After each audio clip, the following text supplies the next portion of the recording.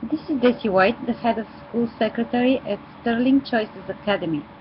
We would like to inform all of our students and their parents that early Saturday morning we received the confirmation that 4 of our academic staff members were arrested for disorderly conduct and for driving after alcohol abuse.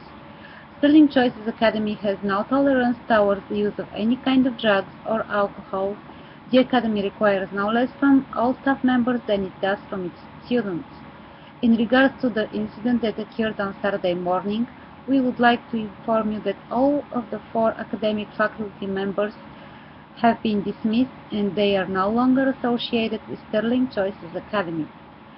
Our no drug and no alcohol policy has been established and followed for more than 160 years, since the foundation of our school.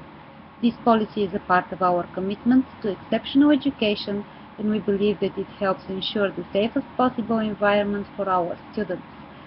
For that reason, Sterling Choices Academy will not compromise the application of its no alcohol and no drug policy, regardless if students or staff members are involved in an act of disobedience.